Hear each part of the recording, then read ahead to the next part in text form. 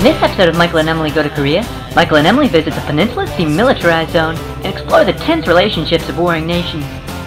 Butters.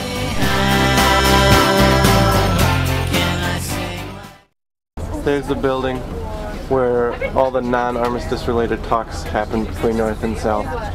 Like the Six Nations talk and humanitarian aid talks. It's okay. All that stuff happens in that building right there. And right beyond that is the line. It's important to remember that while we're in this area, we will be under close observation by North Korean soldiers. So there's no pointing, waving, gesturing, or trying to communicate with those guys at any time during your tour today, understood? Also, once again, please do not lag behind to take pictures. We'll give you plenty of opportunity to take pictures when our briefs are done. And we are at the DMZ. This is that famous building where all the armistice talks take place. Right across there in North Korea is their visitors center. There's a guard standing outside. I'll zoom in on him. There's a North Korean guard. That's North Korea. Can you tell about that tower?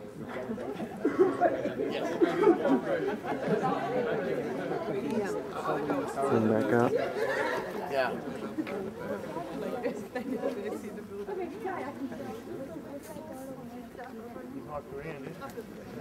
The microphones on the table are monitored and recorded 24 hours a day. They also represent the military demarcation line inside this building. So those of you to my left are now standing in communist North Korea, while those of you to my right are still relatively safe with me over here in the south. Alright guys, I'd like to direct your attention to the south end of the building, please. You see that plastic sign up there? Well, we used to have a shelf there above those windows with miniature silk flags of each of those nations. However, in March of 2003, President Bush met with the former president of the Republic of Korea, Kim Dae-jung, and at approximately the same time they were shaking hands in Washington, D.C., the JDO watched through that camera there as two North Korean soldiers entered this room. One of the guys polished his boots with the American flag, and the other guy blew his nose into the Republic of Korea's flag.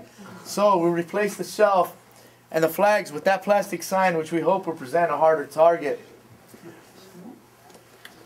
Alright folks, the ROK soldiers here are posted for your protection. They're standing at a modified position of Taekwondo or ROK ready. This stance, along with the sunglasses, is used to provide an intimidating stance towards the North Koreans. Some of you may have also noticed the soldiers outside are standing half exposed. That's to present less of a target in case someone were to fire on them. Alright folks, at this time I'm going to give you a few minutes to move about the room, take pictures of anything in any direction you like, including our ROK soldiers here. But we do ask that you do not interfere with their duties in any way. I know this guy here, and this is about as close as I'll get for a picture. Do not try to cross to his front or to his rear.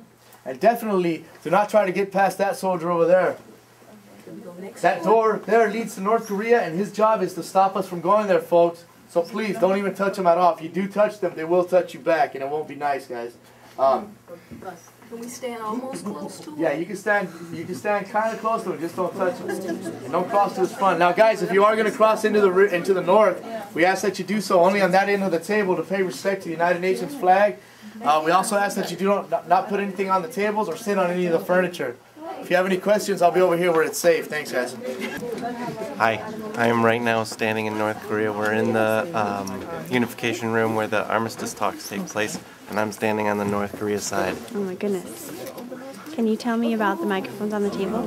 The microphones on the table tell us where the line begins and ends for South and North Korea. So on the other side of the table is South Korea.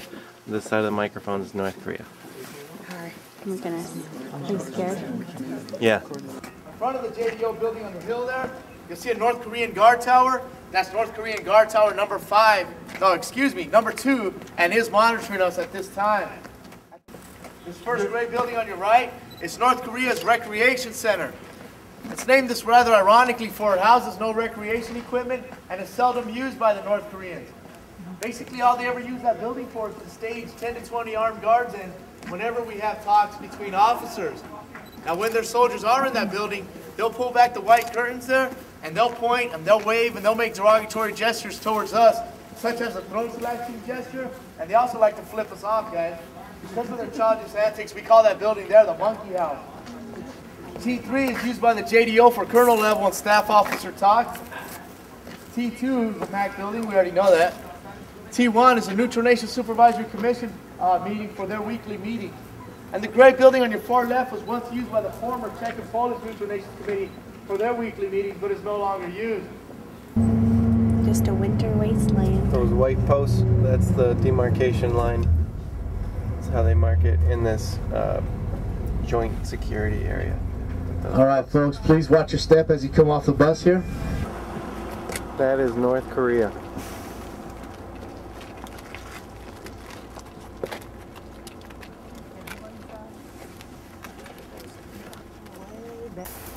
If you look directly to your front, about 1,000 meters, you can see a A-frame building surrounded by trees.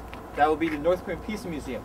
It is ironically called this as the North Koreans used this building to display the two axes used in the 1976 axe murder incident. Jeez. Just beyond the Peace Museum, you can see a cluster of buildings by the pine trees. That would be the former Czech and Polish Neutral Nations camp. If you look to the front left, you can see a blue building and a tan-colored building. In between is the Bridge of No Return. The tan-colored building is the KPA guard tower number 7, and it's still manned 24 hours a day.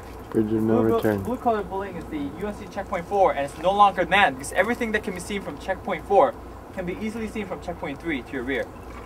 All the slide briefs, all the photos you saw in the slide briefs, as well as the ones you saw on the walls, were all taken from Checkpoint 3 to your rear. Now, from the front of the blue checkpoint, you can see a grassy area that was the focal point of the 1976 axe murder incident. And if you see between the 4th tree and the 5th tree from the Bridge of No Return, you can see a small monument dedicated to the two officers murdered during the axe murder incident. Now, if you look to the left, you can see the village of Kijeongdong, or Propaganda Village.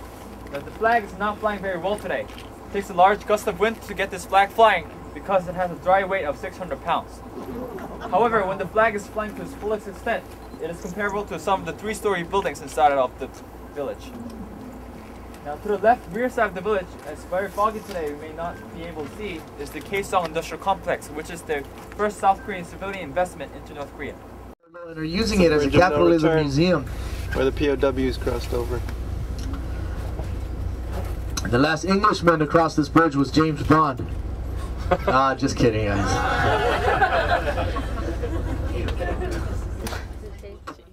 Tell me how can I say